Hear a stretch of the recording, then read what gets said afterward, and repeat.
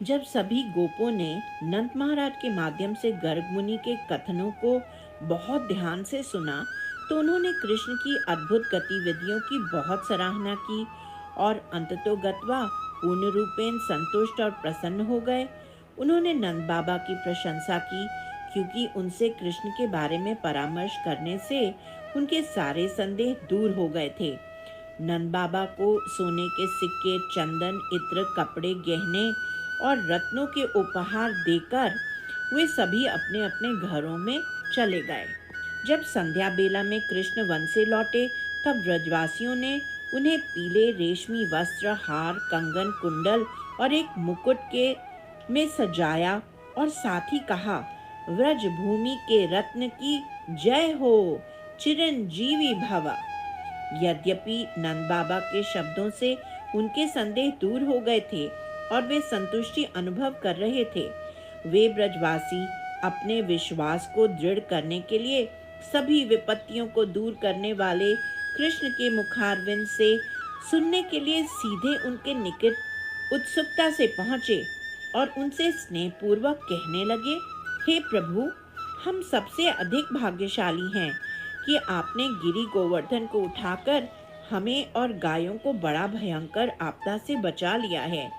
एक बालक के रूप में आपकी लीला अचिंत्य है, लेकिन एक ग्वाले का अभिनय करना तनिक निंदनीय है।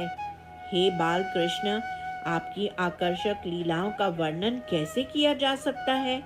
आपने जल में कालिया को वश में किया और तालवन में धेनुकासुर को मार डाला और अभी आपके गोवर्धन को उठा लिया। ब्रज में स्त्रियों और बालकों सहित सभी ब्रजवासी जन आपसे प्रेम करते हैं। इन सब पर विचार करते हुए हम यह निष्कर्ष निकालते हैं कि आप हमारे सुहृद हैं। हम आपको प्रणाम करते हैं।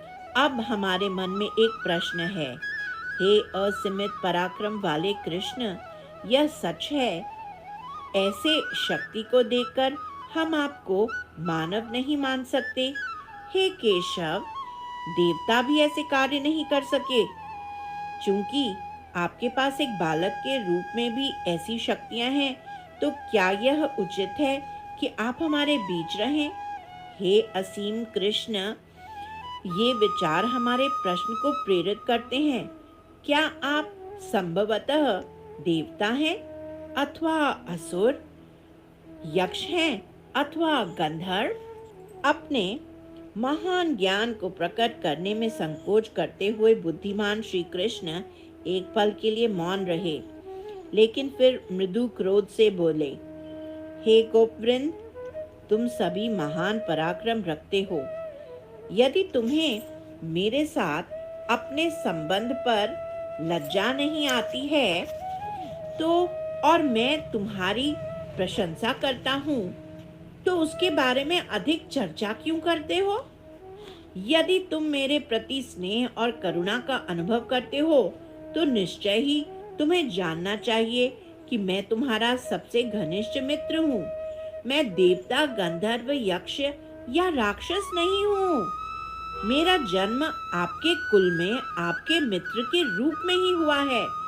इसके अतिरिक्त और कुछ मत सोचो। श्री कृष्ण के वचनामृत को सुनकर ब्रजवासी बोले, दयालु, सुंदर और कृपालु कृष्ण हमारी रक्षा करें। जब क्रोधित देवराज ने गड़गड़ाहट के साथ ब्रज आपात, ओलावृष्टि और तेज हवा के साथ मूसलाधार वर्षा की, तो कृष्ण ने तुरंत हम पर दया की और गोवर्धन पर्वत को उठाकर हमारे पूरे परिवार, गायों और मूल्यवान संपत्ति को सुरक्षा दी। जैसे कोई बालक कुकुर मुत्ते के छत्ते को उठा लेता है, उसने हमें उसी अद्भुत तरीके से बचाया। कृष्ण ने मुस्कुराते हुए इंद्र के महान अभिमान को नष्ट कर दिया। वह हम पर प्रसन्न रहे और हम पर तथा हमारी गायों पर कृपा दृष्टि बनाए रखें। हम अद्भुत कृष्ण के संरक्षण में शांतिपूर्ण ढंग से सुरक्षित रहें। यही हमारी अभिलाषा है। गिरिराज धरन की जय, गिरि गोवर्धन की जय।